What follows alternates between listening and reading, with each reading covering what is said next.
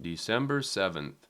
Saint Ambrose, Bishop of Mediolanum, Milan.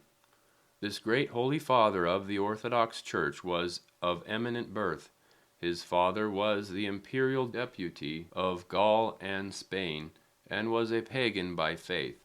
But his mother was a Christian. While he was still in the cradle, a swarm of bees settled on him, poured honey onto his lips, and flew away. And while still a child, he extended his hand and spoke prophetically, "Kiss it, for I will be a bishop." After his father's death, the emperor appointed him as his representative in the province of Liguria, of which Milan was the chief city. When the bishop of Milan died, a great dispute arose between the Orthodox Christians and the Arian heretics concerning the election of a new bishop. Ambrose entered the church to maintain order, this being his duty. At that moment, a child at its mother's bosom exclaimed, "Ambrose for bishop." All the people took this as the voice of God, and unanimously elected Ambrose as their bishop, contrary to his will. Ambrose was baptized, passed through all the necessary ranks, and was consecrated to the episcopacy, all within a week. As bishop, Ambrose strengthened the Orthodox faith, suppressed the heretics, adorned churches, spread the faith among the pagans, wrote many instructive books, and served as an example of a true Christian and a true Christian shepherd. He composed the famous hymn, "We Praise Thee, O God." This glorious hierarch, whom men visited from distant lands for his wisdom and sweetness of words, was very restrained, diligent, and vigilant. He slept very little, labored and prayed constantly, and fasted every day except Saturday and Sunday. Therefore, God allowed him to witness many of his miracles and to perform miracles himself. He discovered the relics of the holy martyrs Protasius, Gervasius, Nazarius, and Celsus, October 14th. Meek toward lesser men, he was fearless before the great. He reproached Empress Justina as a heretic, cursed Maximus the tyrant and murderer, and forbade Emperor Theodosius to enter a church until he had repented of his sin. He also refused to meet with Eugenius, the tyrannical and self-styled emperor. God granted this man, so pleasing to him, such grace that he even raised the dead, drove out demons from men, healed the sick of every infirmity, and foresaw the future. Ambrose died peacefully on the morning of Pascha in the year 397. The Venerable Gregory the HESYCHAST. Gregory was a Serb by birth. He was the founder of the monastery of St. Nicholas on the Holy Mountain, known as Gregoriu, after him. His cell, where he prayed in silence and repented, can be found about a quarter of an hour distant from the monastery. In the year 1761, there was a great fire in the monastery, and on this occasion some of the monks took his relics and translated them to Serbia. This man of God entered peacefully into rest in the year 1406. The Venerable Nilus of Stolbensk. Nilus was a farmer, and was born in Novgorod. Withdrawing into the wilderness, he fed on plants. At the instruction of a voice from on high, he settled on the island of Stolbensk.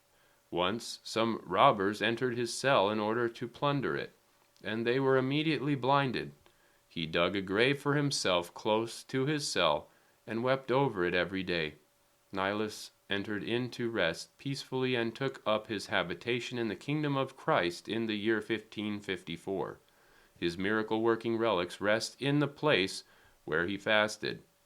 Hymn of Praise, Saint Ambrose, Bishop of Milan. Ambrose converted late in life, Ambrose soon consecrated, a pillar of truth, a light of piety, a soldier of Christ, a persecutor of impiety.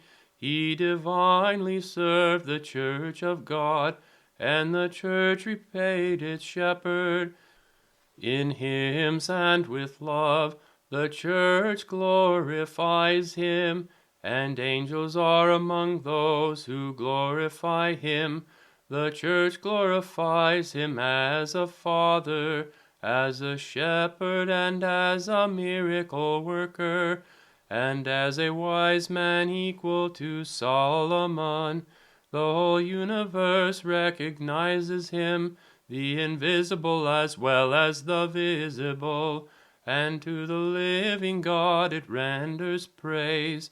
Thee, O God, we also glorify, and to thy power we bow down, to thy might and thy mercy, eternal justice, wondrous wisdom, most beautifully thy glory shown, through thy wonderful Saint Ambrose.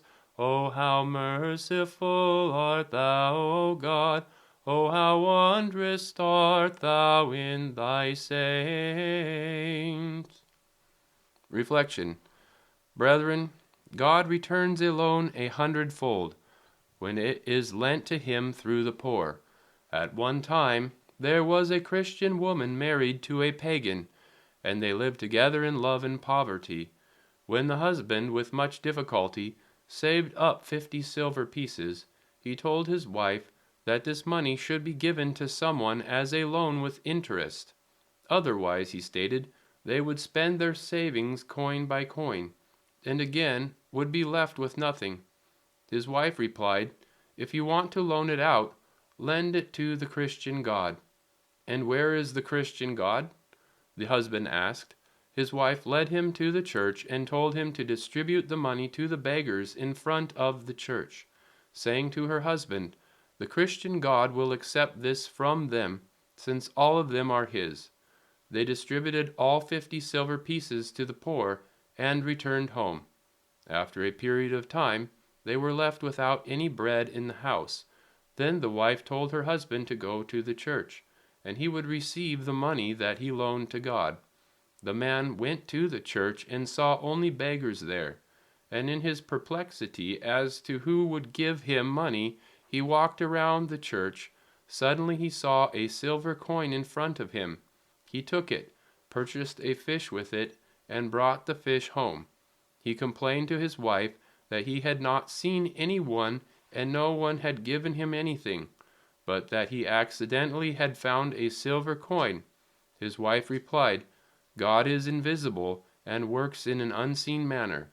When the wife cut open the fish, she found a glittering stone in it. She gave this stone to her husband, and he took it to a merchant to see what he could get for it. The merchant offered him 5 silver pieces, and the man began to laugh, thinking that the merchant was joking by offering him such a high price. However, the merchant, thinking that the man was laughing because of the small price he had offered him, then offered him 10, then 15, then 30, then 50 silver pieces. The man, realizing that it was a precious stone, began to hesitate. The merchant raised the price higher and higher until he reached the price of 300 silver pieces. Then the man accepted the 300 silver pieces and went home joyfully. "Do you see how good the Christian God is?" his wife said to him. The amazed husband was immediately baptized, and together with his wife glorified God. Contemplation. Contemplate the sinful fall of Adam and Eve. Genesis 3. How God drove Adam and Eve out of paradise. How he placed the cherubim with a flaming sword before the gate of paradise. How paradise remained closed to men until the advent of Christ the Lord on earth. Homily on how all that God created was very good. And God saw everything that he had made, and behold, it was very good. Genesis chapter 1, verse 31. Brethren, when all the parts of a building are good, then the building in its entirety is very good. Every single brick is good, and every stone, the mortar and the lime, and the beams and the pillars, but man is moved to admiration only when he views the entire structure. Oftentimes a certain detail in the building seems unintelligible and inappropriate to him, but he forgets about this in a moment when he turns his gaze upon the whole. And indeed there are many details in this world as well as in things and in events, that are unintelligible and inappropriate to us. Only when the entire thing as a whole is revealed to us do we understand and are reassured. We consider many of the sufferings and deprivations in our lives as truly ugly and senseless at the time they occur. However, when days and years pass, those very sufferings and deprivations shine as precious stones in our memory, illumining the later path of our life. Therefore, if something in God's creation offends you, look at the whole. If something in life embitters you, wait patiently with faith and hope for new days and years. And if this entire life seems painful and sorrowful to you, raise your spiritual eyes to the other world, and you will have peace and joy. For this entire visible world is not a perfect whole. The other world also exists. For it is said, God created the heaven and the earth. Genesis chapter 1, verse 1. Even an artist directs the viewer to look at his painting from a distance, so that he may see it in all its beauty. O Lord, O immortal artist, how very good is everything that thou hast created. To you be glory and thanks always. Amen.